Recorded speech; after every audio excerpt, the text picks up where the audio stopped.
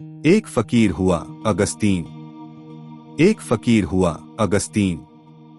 कोई 30 वर्षों से परमात्मा की खोज में था।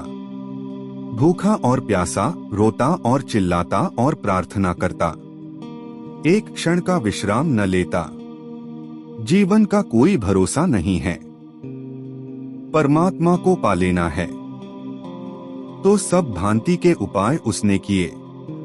बूढ़ा हो गया था, थक गया था, परमात्मा की कोई प्राप्ति न हुई थी। कोई दूर, परमात्मा निकट नहीं आया। बुढ़ापा निकट आ रहा था, मौत करीब आ रही थी, उतने ही प्राण और चिंतित होते जाते थे। एक दिन सुबह सुबह ही रात भर रोकर भगवान से प्रार्थना करता रहा कि कब मुझे दर्शन दोगे। सुबह उठा और नदी के, समुद्र के किनारे घूमने चला गया। सूरज उगने को था। किनारा एकांत था समुद्र का, कोई भी वहां न था। थोड़ी दूर चलने पर एक छोटा सा बच्चा उसे खड़ा हुआ दिखाई पड़ा एक चट्टान के पास। बहुत चिंतित, बहुत परेशान वह बच्चा था। अगस्तीन ने पूछा, है तू किस लिए इतना परेशान है और इतने सुबह सुबह इस अकेले समुद्र के किनारे क्यों चला आया? उस बच्चे ने अपने कंधे पर एक झोली टांग रखी थी। उस झोली में से एक बर्तन निकाला, छोटा सा बर्तन, और उसने कहा, मैं परेशान हूँ। मैं इस बर्तन में समुद्र को भर लेना चाहता हूँ, लेकिन यह समुद्र भरता ही नहीं। उस बच्चे का यह कहना था कि मैं इस बर्तन में इस समुद्र को भर लेना चाहता हूँ, लेकिन यह भरता ही नहीं है। और जैसे अगस्तीन के सामने कोई बंद द्वार खुल गया और वह एकदम जोर से हंसने लगा और रोने भी लगा। तो उस बच्चे ने पूछा कि आपको क्या हो गया है?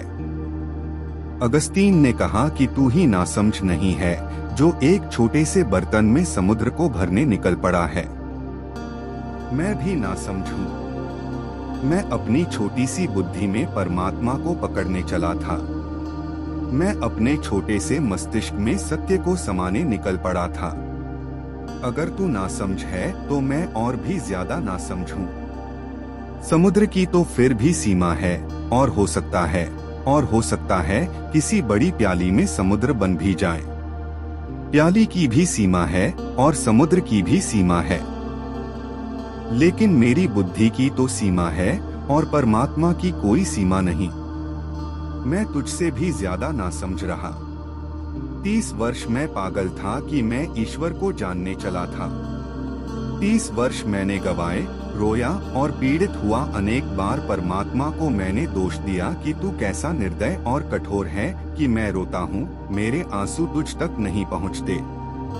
और आज मैं समझ पाया कि मेरी भूल वही थी जो तेरी भूल है। मैं परमात्मा की खोज छोड़ता हूँ। मैं परमात्मा को जानने का पागलपन छोड़ता हूँ। वह नाचता हुआ वापस लौट आया अपने आश्रम में। वहाँ के और सन्यासियों ने कहा, है क्या तुम्हें परमात्मा मिल गया जो तुम आज खुश हो? जो कि 30 वर्षों से कभी मुस्कुराते नहीं देखे गए, आज नाचते हो। क्या तूने उसको पा लिया? क्या तुमने उसे जान लिया? अगस्तीन ने कहा, उसे तो मैंने नहीं पाया, लेकिन अपने को खो दिया। उसे तो मैंने नहीं जाना, लेकिन अपने जानने के पागलपन को मैं समझ गया। और जिस क्षण मैंने यह दौड़ छोड़ दी और जानने का यह भ्रम छोड़ दिया, उस क्षण मैंने पाया, वह तो सामने ही था। वह तो सामने ही है। मैं भी तो वही हूँ।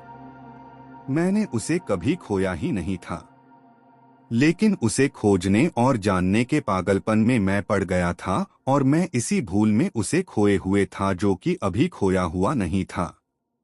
अगस्तीन का जानने का ख्याल छूटा और उसने जान लिया।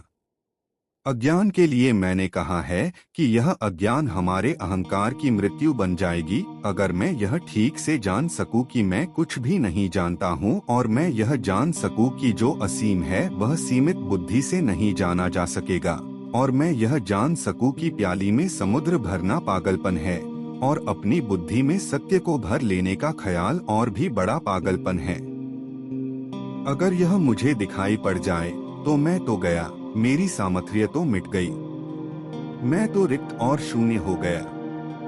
और जिस क्षण कोई व्यक्ति उस स्थिति में पहुंच जाता है जहां उसे यह भी भ्रम नहीं रह जाता कि मैं जानता हूं, अज्ञान की न जानने की स्टेट ऑफ नॉट नोइंग में है, जबकि उसे कुछ भी प्रतीत नहीं होता कि मैं जानता हूं, मन एकदम मौन और शांत हो जाता है। उसी शांति में जाना जाता है। अज्ञान ज्ञान का द्वार है, अज्ञान का बोध। लेकिन हम सारे लोग अज्ञान को ढांक लेते हैं उधार ज्ञान से। अज्ञान तो भीतर बना रहता है, ज्ञान बाहर से इकट्ठा कर लाते हैं और उस ज्ञान के ऊपर छा जाता है हमारा अज्ञान के ऊपर। ऐसे अज्ञान को भीतर छिपा लेते हैं।